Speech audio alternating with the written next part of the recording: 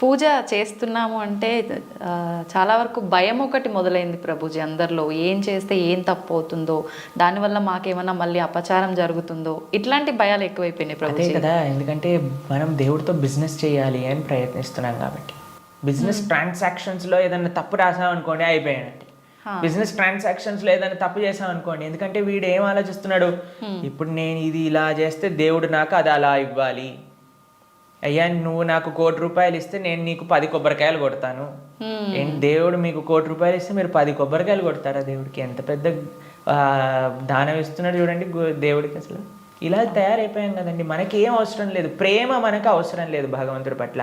దేవుడా నువ్వు నాకు ఇది ఇవ్వు, నాకు ఆరోగ్యాన్ని ఇవ్వు, నాకు బట్టలు ఇవ్వు, నాకు డబ్బులు ఇవ్వు, నాకు కార్లు ఇవ్వు, నాకు ఇల్లులు ఇవ్వు, నాకు పిల్లలు ఇవ్వు, నాకు పెళ్లి చెయ్యి.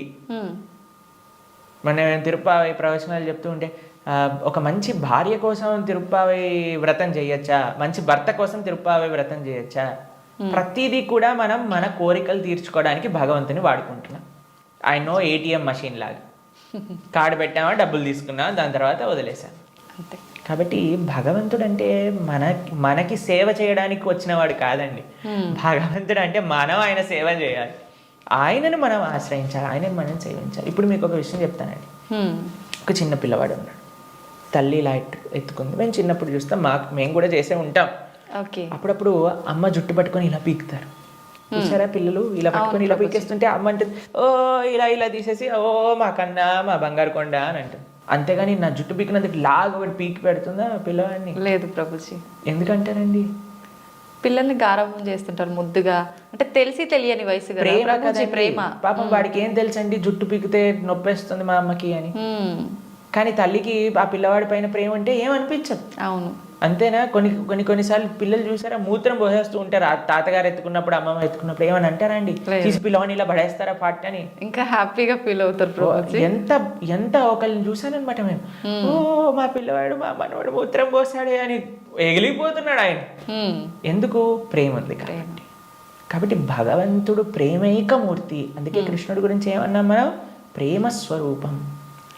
ఆయనని మాత్రం మనకి తెలియగా, అయ్యా నా భక్తిమాన్, నాకు భక్తి లేదండి, నాకు మంత్రాలు తెలియదు, నాకు నీ పైన అంత ప్రేమ లేదు స్వామి, నాకు తెలిసింది మా గురువులు చెప్పిన విధంగా నీకు పూజ చేస్తున్నా, నువ్వే అన్నిటినీ కాపాడుకో, నువ్వే ఇది ఆరాధన పూర్తి చెయ్యి అని ప్రేమతో చేస్తే స్వామి ఎందుకు అలా చేయడండి? ఎలా చేసినా సరే స్వామి స్వీకరిస్తా. ప్రేమ ఉండాలంతే. కానీ మనకి ప్రేమ అవసరం లేదు, భగవంతుడు అవసరం లేదు. అయ్యా నువ్వు నాకు ఈ కోరిక తీర్చేసేయ్, ఇదే నాకు నీతోటి ఉండే సంబంధం, ఇంతే. కాబట్టి ఆధ్యాత్మికవేత్తలు కూడా చేసే అన్నిటికంటే పెద్ద పొరపాటు ఏంటంటే భగవంతుణ్ణి కేవలం భౌతిక కోరికల కోసం ఆశ్రయించాలి అని చెప్పటం అన్నిటికంటే పెద్ద అపరాధం. కాబట్టి ఎప్పుడూ అలా చేయకూడదు. స్వామిని ప్రేమతో ఒక తండ్రిలా, ఒక పిల్లవాడిలా, లేదా ఒక స్వామిలా మనం ఆరాధన చేయాలి. కాబట్టి దాంట్లో ఎప్పుడు తప్పు ఉండదండి. ప్రభుజీ, సాధారణ భక్తులు ఆ రకంగా కృష్ణ భగవాను పూజించిన సేవ చేసుకున్నా కూడా వస్తాడా ప్రభుజీ భగవానుడు? ప్రేమతో పిలిస్తే వస్తారు, ఎవరు పిలిచినా వస్తారు. ఎవ్వరు పిలిచినా ఆయన వస్తారు. వ్యాధశ్చాచరణం ధ్రువస్య వయః విద్యా గజేంద్రస్య కా కుబ్జాయాం కిము నామ రూపమధికం కిం తత్సుధామోదనం వంశక్కో విదురస్య యాదవపతేరుగ్రస్య కిం పౌరుషం భక్త్యా తుష్టతి నహి గుణైర్భక్తి ప్రియో మాధవ. ఒక 5 ఏళ్ల పిల్లవాడు ధ్రువుడు పిలిచాడు, రాలేదా అండి భగవంతుడు? ఒక ఏనుగు పిలిచింది, గజేంద్రుడు వచ్చాడా లేదా? ఒక కుబ్జ అనే ఒక కురూపి స్త్రీ పిలిచింది, స్వామి కృపనిచ్చేశాడు కదా. ఉగ్రసేన మహారాజు, సుధామ, ఆయన పాపం డబ్బులే లేవు. కృష్ణుడు ఏ కులాన్ని చూసో, లేదా జ్ఞానాన్ని చూసో, లేదా డబ్బుల్ని చూసో, అందాన్ని చూసో, వయస్సుని చూసో, యోగ్యతని చూసో రాడండి. భక్త్యా తుష్టతి నహి గుణైర్భక్తి ప్రియో మాధవ.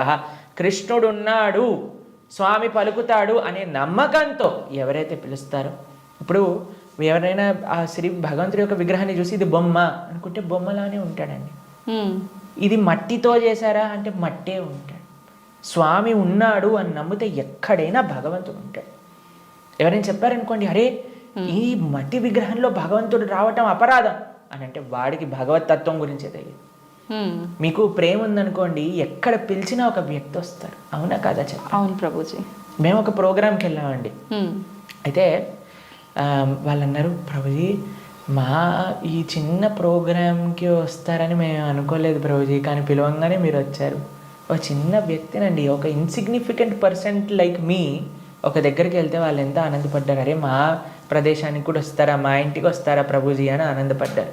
అదే ప్రేమతో పిలిస్తే భగవంతుడు రాడు ఈ వస్తువులోకి అని చెప్తే అసలు భగవంతుడు ప్రేమ ఉన్నట్టేనా?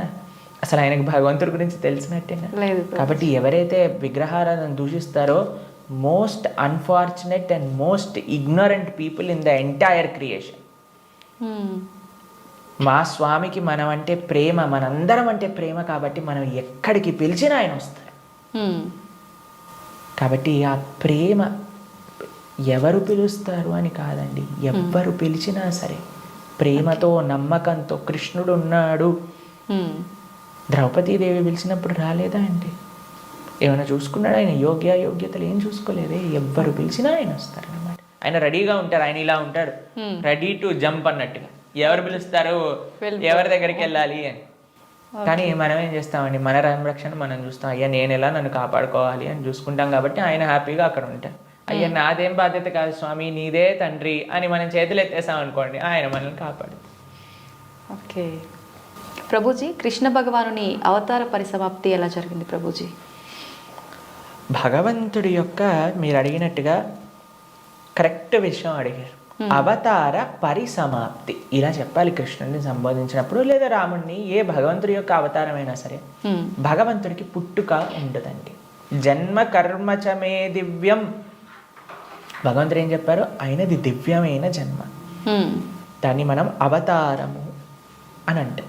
ఇప్పుడు మీరు ఎప్పుడైనా చెప్తారా, రోజు ప్రొద్దున పూట సూర్యుడు పుడతాడు, సాయంత్రం పూట చనిపోతాడు అని అంటారా? లేదు. ఏమంటాం మనం?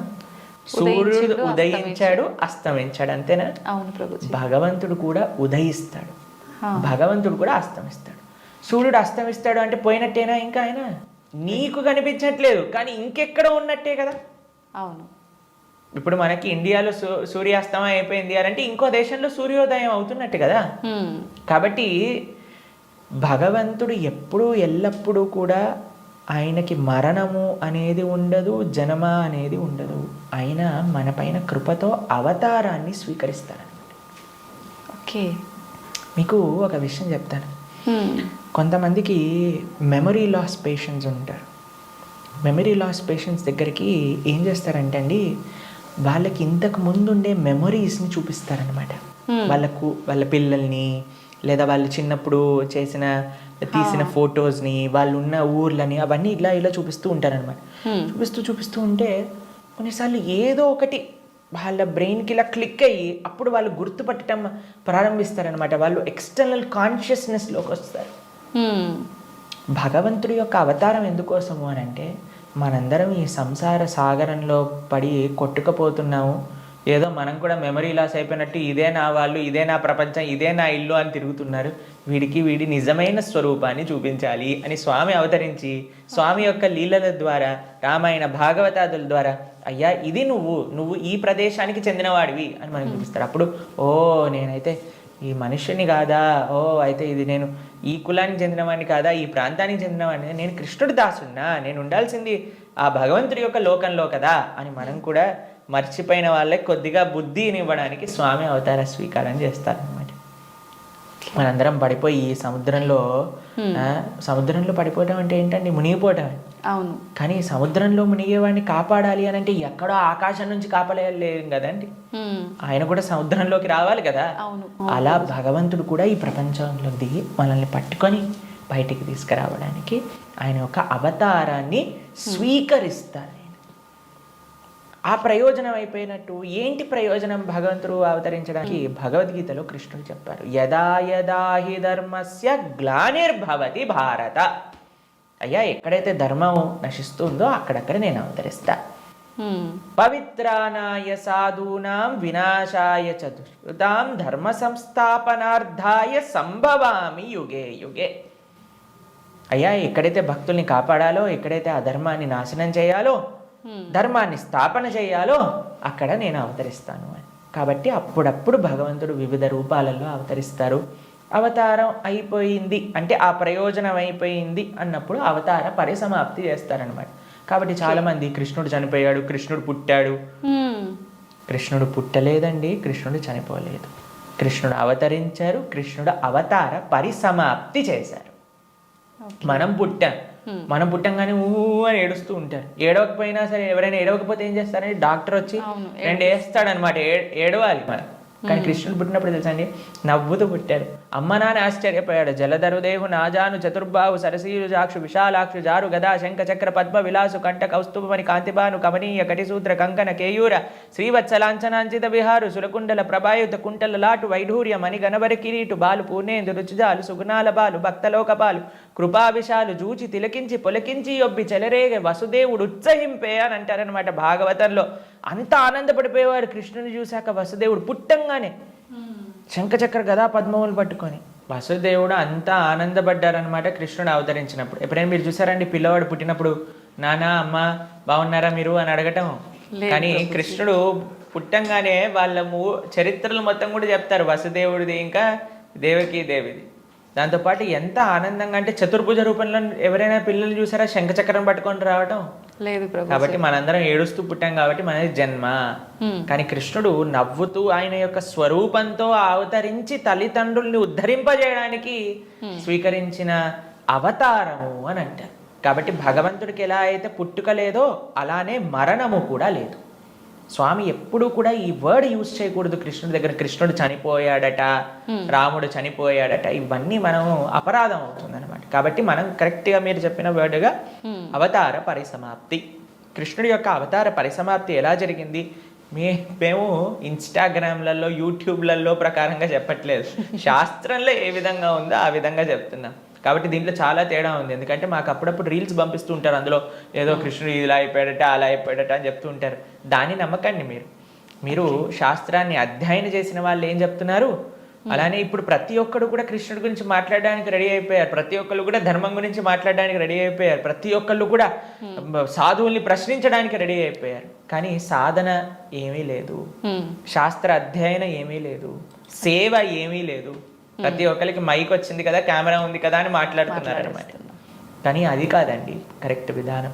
తద్విద్ధి ప్రణిపాతేన పరిప్రశ్నేన సేవయా ఉపదేశంతితే జ్ఞానం జ్ఞానినః తత్వదర్శినః. ఒక గురువు దగ్గరికి వెళ్ళి సేవ చేస్తూ ఎంత కష్టం తెలుసా అండి మీకు. ఒక విధంగా శాస్త్రం విషయాలు నేర్చుకోవాలి అని అంటే ఆ నమ్మకం, ఆ డెడికేషన్, ఆ ఇంట్రెస్ట్, ఆ సేవ, పరిప్రశ్న ఇవన్నీ కావాలి మనకి. ఇప్పుడు ఒక విషయం, మనకి టీవీ మాధ్యమంగానో మన ఇంటర్నెట్ మాధ్యమంగానో అన్ని సులభము అయ్యాయి. ఆ సులభం అవ్వటంలో రెండు ఉన్నాయి. ఎవరైనా మాట్లాడింది మనం నమ్మేస్తాం.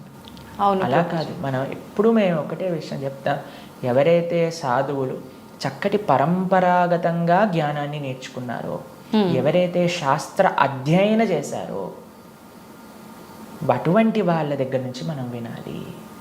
ఎవరైతే గురువుల్ని ఆశ్రయించి గురువుల దగ్గర నుంచి విన్న వాళ్ళు ఉన్నారు, ఎవరైతే జీవితంలో సొంతంగా దాన్ని సాధన రూపంగా వాళ్ళు చేస్తున్నారో అటువంటి వాళ్ళ దగ్గర నుంచి వినాలి.